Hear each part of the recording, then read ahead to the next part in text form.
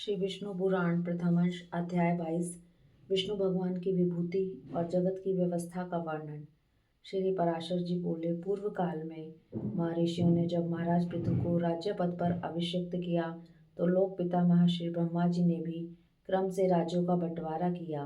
ब्रह्मा जी ने नक्षत्र, ग्रह, ब्राह्मण, संपूर्ण वनस्पति और यज्ञ तथा तप आदि के राज्य पर चंद्रमा को नियुक्त किया। इसी प्रकार विश्रवा के पुत्र कुबेर जी को राजाओं का, वरुण को जलों का, विष्णु को आदित्यों का और अग्नि को वसुगणों का अधिपति बनाया। दक्ष को प्रजापतियों का, इंद्र को मरुदगण का तथा प्रहलाद जी को दैत्य और दानवों का अधिपत्य दिया। पितृगण के राज्य पद पर धर्मराज यम को अभिषिक्त किया और संपूर्ण गजराजों का स्वामित्व ऐरावत को दिया। गरुड़ को पक्षियों का, इंद्र को देवताओं का, उच्चश्रवा को घोड़ों का और वृषभ को गौओं का अधिपति बनाया। प्रभु ब्रह्मा जी ने समस्त मृगों का राज्य सिंह को दिया और सर्पों का स्वामी शेषनाग को बनाया। स्थावरों का स्वामी हिमालय को, मुनिजनों का कपिल देव जी को और नख तथा दाढ़ वाले मृगगण का राजा व्याघ्र को बनाया तथा पलक्ष को वनस्पतियों का राजा बना दिया। इसी प्रकार ब्रह्मा जी ने और जातियों के प्राधान्य की भी व्यवस्था की। इस प्रकार राज्यों का विभाग करने के अनंतर प्रजापतियों के स्वामी ब्रह्मा जी ने सब और दिक्पालों की स्थापना की। उन्होंने पूर्व दिशा में वैराज प्रजापति के पुत्र राजा सुधन्वा को दिक्पाल पद पर अभिषिक्त किया। दक्षिण दिशा में कदर्म प्रजापति के पुत्र राजा शंख पद की नियुक्ति की। कभी च्युत न होने वाले रजस पुत्र महात्मा केतुमान को उन्होंने पश्चिम दिशा में स्थापित किया और पर्जन्य प्रजापति के पुत्र अति दुर्दर्श राजा हिरण्य रोमा को उत्तर दिशा में अभिषिक्त किया। वे आज तक साप द्वीप और अनेकों नगरों से युक्त इस संपूर्ण पृथ्वी का अपने अपने विभाग अनुसार धर्म पूर्वक पालन करते हैं। हे मुनि सतम, ये तथा अन्य जो भी संपूर्ण राजा लोग हैं, वे सभी विश्व के पालन में प्रवृत्त परमात्मा श्री विष्णु भगवान के विभूति रूप हैं। हे द्विजोत्तम, जो जो भूत अधिपति पहले हो गए हैं और जो जो आगे होंगे, वे सभी सर्वभूत भगवान विष्णु के अंश हैं। जो जो भी देवताओं, दैत्यों, दानवों और मांस भोजियों के अधिपति हैं, जो जो पक्षियों, पशुओं, मनुष्य, सर्पों, नागों के अधिनायक हैं और वृक्षों, पर्वत और ग्रहों के स्वामी हैं, और भी भूत, भविष्य और वर्तमान कालीन जितने भूतेश्वर हैं, वे सभी सर्वभूत भगवान विष्णु के अंश से उत्पन्न हुए हैं। हे मां प्राज्ञ, सृष्टि के पालन कार्य में प्रवृत्त सर्वेश्वर श्री हरि को छोड़कर और किसी में भी पालन करने की शक्ति नहीं है। रजय और सत्वादि गुणों के आश्रय से वे सनातन प्रभु ही जगत की रचना के समय रचना करते हैं, स्थिति के समय पालन करते हैं और अंत समय में काल रूप से संहार करते हैं।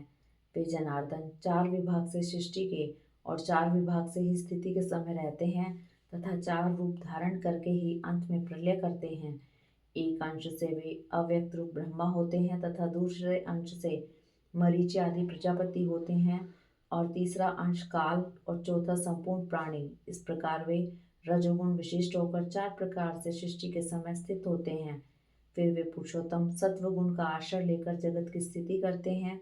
उस समय वे एक अंश से विष्णु होकर पालन करते हैं, दूसरे अंश से मनु आदि होते हैं और तीसरे अंश से काल तथा चौथे से सर्वभूतों में स्थित होते हैं तथा अंत काल में वे अजन्मा भगवान तमोगुण की वृत्ति का आश्रय ले एक अंश से रुद्र रूप, दूसरे भाग से अग्नि, अंत का आदि रूप, तीसरे से काल रूप और चौथे से संपूर्ण भूत स्वरूप हो जाते हैं। हे ब्राह्मण, विनाश करने के लिए उन महात्मा की यह चार प्रकार की सर्वकालिक विभाग कल्पना कही जाती है। ब्रह्मा, दक्ष आदि प्रजापतिगण, काल तथा समस्त प्राणी, ये श्री हरि की विभूतियां जगत की सृष्टि का कारण है। हे द्विज, विष्णु, मनु आदि काल और समस्त भूतगण, ये जगत की स्थिति के कारण स्वरूप भगवान विष्णु की विभूतियां हैं। हे द्विज, जगत के आदि और मध्य में तथा प्रलय पर्यंत भी ब्रह्मा, मरीचि आदि तथा भिन्न भिन्न जीवों से ही सृष्टि हुआ करती है। सृष्टि के आरंभ में पहले ब्रह्मा जी रचना करते हैं, फिर मरीचि आदि प्रजापतिगण और तदंतर समस्त जीव क्षण क्षण में संतान उत्पन्न करते रहते हैं। हे द्विज, काल के बिना ब्रह्मा, प्रजापति एवं अन्य समस्त प्राणी भी सृष्टि रचना नहीं कर सकते। अतः भगवान काल रूप विष्णु की सर्वदा सृष्टि के कारण है। हे मैत्रेय, इस प्रकार जगत की स्थिति और प्रलय भी उन देव देव के चार चार विभाग बताए जाते हैं। हे द्विज, जिस किसी जीव द्वारा जो कुछ भी रचना की जाती है, उस उत्पन्न हुए जीव की उत्पत्ति में सर्वदा श्री हरि का ही शरीर ही कारण है। इस प्रकार जो कोई स्थावर जंगम भूतों में से किसी को नष्ट करता है, विनाश करने वाला भी श्री जनार्दन का अंतकारक रौद्र रूप ही है। इस प्रकार वे जनार्दन देव ही समस्त संसार के रचिता, पालनकर्ता और संहारक हैं। वे ही स्वयं जगत रूप भी हैं। जगत की उत्पत्ति, स्थिति और अंत के समय वे इसी प्रकार तीनों गुणों की प्रेरणा से प्रवृत्त होते हैं, तथापि उनका परम पद महान निर्गुण है। परमात्मा का वह सब रूप ज्ञान में व्यापक, स्वयं वेद और अनुपम है, तथा वह भी चार प्रकार का ही है। श्री मैत्रेय जी बोले, हे मुने, आपने जो भगवान का परम पद कहा वह चार प्रकार का कैसे है, यह आप मुझसे विधि पूर्वक कहिए। श्री पराशर जी बोले, सब वस्तुओं का जो कारण होता है वही उसका साधन भी होता है, और जिस अपनी अभिमत वस्तु की सिद्धि हो जाती है वही साध्य कहलाती है। मुक्ति की इच्छा वाले योगी जनों के लिए प्राणायाम आदि साधन है, तथा पर ब्रह्म ही साध्य है, जहाँ से लौटना नहीं पड़ता। हे मुने, जो योगी मुक्ति का कारण है वह साधना अवलंबन ज्ञान ही उस ब्रह्मभूत परम पद का प्रथम भेद है। कलेश बंधन से मुक्त होने के लिए योग अभ्यासी योगी का साध्य रूप जो ब्रह्मा है, हे माने महामुने, उसका ज्ञान ही अलंबन विज्ञान नामक दूसरा भेद है। इन दोनों साध्य साधनों का अभेद पूर्वक जो अद्वैतमय ज्ञान है, उसी को मैं तीसरा भेद कहता हूँ। उक्त तीनों प्रकार के ज्ञान की विशेषता का निराकरण करने पर अनुभव हुए आत्म स्वरूप के समान ज्ञान स्वरूप भगवान विष्णु का जो निर्व्यापार, अनिर्वचनीय, व्याप्ति मात्र, अनुपम, आत्मबोध स्वरूप, सत्ता मात्र, अलक्षणा, शांत, अभय, शुद्ध, भावनातीत और आश्रयहीन रूप है, वह ब्रह्म नामक ज्ञान उसका चौथा भेद है। हे द्विज, जो योगी जन अन्य ज्ञानों का निरोधक इन चौथे भेद में ही लीन हो जाते हैं, वे संसार क्षेत्र के भीतर बीजारोपण रूप कर्म करने में निर्बीज वासना रहित होते हैं। अर्थात वे लोक संग्रह के लिए कर्म कार्य भी करते रहते हैं, तो भी उन्हें उन कर्मों का कोई पाप पुण्य रूप फल प्राप्त नहीं होता। इस प्रकार वह निर्मल, नित्य, व्यापक और अक्षय और समस्त हेय गुणों से रहित विष्णु नामक परम पद है। पुण्य पाप का क्षय और कलेशों की निवृत्ति होने पर जो अत्यंत निर्मल हो जाता है, वही योगी उस पर ब्रह्म का आश्रय लेता है, जहाँ से वह फिर नहीं लौटता। उस ब्रह्म के मूर्त और अमूर्त दो रूप हैं, जो क्षर और अक्षर रूप से समस्त प्राणियों में स्थित हैं। अक्षर ही वह पर ब्रह्म है और क्षर संपूर्ण जगत है। जिस प्रकार एक देशीय अग्नि का प्रकाश सर्वत्र फैला रहता है, उसी प्रकार यह संपूर्ण जगत पर ब्रह्म की ही शक्ति है। अग्नि की निकटता और दूरता के भेद से जिस प्रकार उसके प्रकाश में भी अधिकता और न्यूनता का भेद रहता है, उसी प्रकार ब्रह्म की शक्ति में भी तारतम्य है। हे ब्रह्मन, ब्रह्मा, विष्णु और शिव ब्रह्म की प्रधान शक्तियां हैं। उनसे न्यून देवगण तथा उनके अनंतर दक्ष आदि प्रजापति हैं। उनसे भी न्यून मनुष्य, पशु, पक्षी, मृग, सरीसृप तथा उससे भी अधिक न्यून वृक्ष, गुल्म और लता आदि हैं। हे मुनिवर, आविर्भाव, उत्पन्न होना, तिरोभाव, छिप जाना, जन्म और नाश आदि विकल्प युक्त भी यह संपूर्ण जगत वास्तव में नित्य और अक्षय ही है। सर्वशक्तिमय विष्णु ही ब्रह्म के पर स्वरूप तथा मूर्त रूप हैं, जिनका योगी जन योग आरंभ के पूर्व चिंतन करते हैं।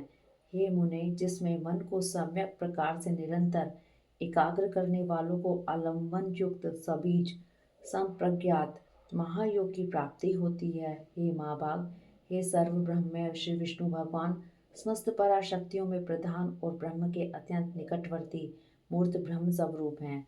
हे मुने, उन्हीं में यह संपूर्ण जगत ओतप्रोत है, उन्हीं से उत्पन्न हुआ है, उन्हीं में स्थित है और स्वयं वे ही समस्त जगत हैं। शर अक्षर में कार्य कारण रूप ईश्वर विष्णु ही इस पुरुष प्रकृति में संपूर्ण जगत को अपने आभूषण और आयुध रूप से धारण करते हैं। भगवान विष्णु इस संसार को भूषण और आयुध रूप से किस प्रकार धारण करते हैं, यह आप मुझसे कहिए। श्री पराशर जी बोले, हे मुने, जगत का पालन करने वाले अप्रमेय श्री विष्णु भगवान को नमस्कार कर अब मैं जिस प्रकार वशिष्ठ जी ने मुझसे कहा था वह तुम्हें सुनाता हूँ। इस जगत के निर्लेप और निर्गुण और निर्मल आत्मा को अर्थात शुद्ध क्षेत्रज्ञ स्वरूप को श्री हरि कौस्तुभ मणि रूप से धारण करते हैं। श्री अनंत ने प्रधान को श्री वत्स रूप से आश्रय दिया है और बुद्धि श्री माधव की गदा रूप से स्थित है।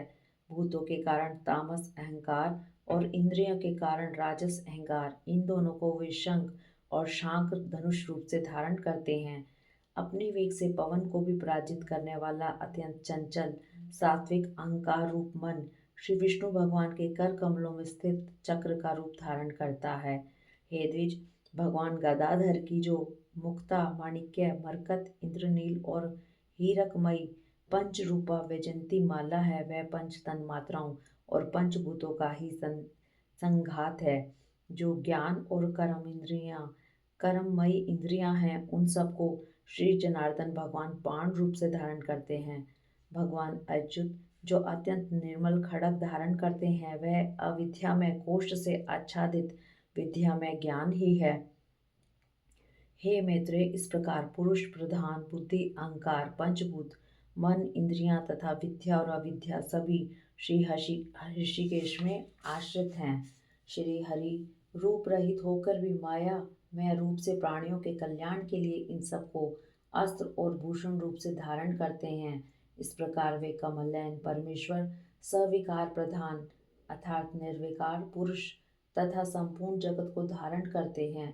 जो कुछ भी विद्या अविद्या सत असत तथा अव्यक्त रूप है, हे मित्र, वह सब सर्वभूतेश्वर श्री मधुसूदन में ही स्थित है। कला काष्ठा निमेष दिन ऋतु अयन और वर्ष रूप से वे काल स्वरूप निष्पाप अवयव श्री हरि ही विराजमान है। हे मुनिश्रेष्ठ, भूलोक भूवलोक और सर्वलोक तथा मह जन तप और सत्य आदि सातों लोक भी व्यापक भगवान ही हैं।